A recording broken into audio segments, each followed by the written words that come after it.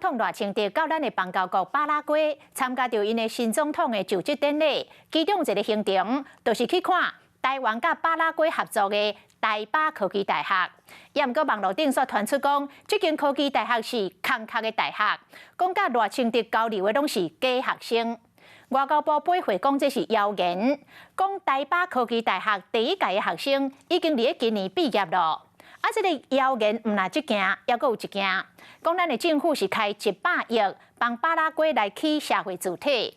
总统府是强烈来谴责这种无实在的谣言。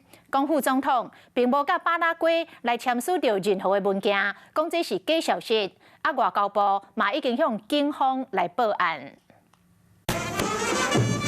副总统赖清德出访友邦巴拉圭，展现台巴友邦，网络顶刷出现咱台湾要开100多亿到起社会主体传闻。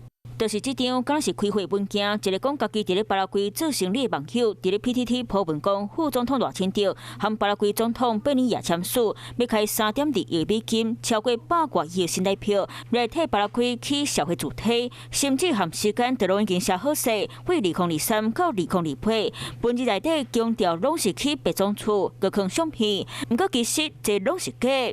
事实上，赖副总统出访期间从未与巴国政府签署任何文件，造谣文章所使用的图片、签名全为伪造。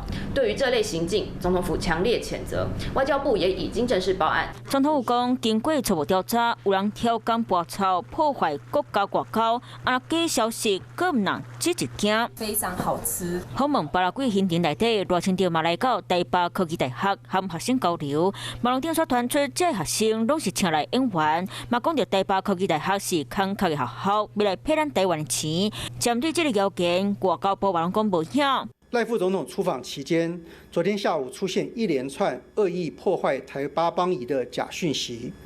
外交部对假讯息的态度，就像对性骚扰的态度一样，都是零容忍。副总统从友邦网络顶谣言四散批，总统府和外交部第一时间经出面驳回，相信最轻鱼就鲜。Hello， 我是林仙怡。想要抢先掌握最及时的新闻资讯吗？赶快订阅、按赞、开启小铃铛，锁定华视新闻 YouTube 频道。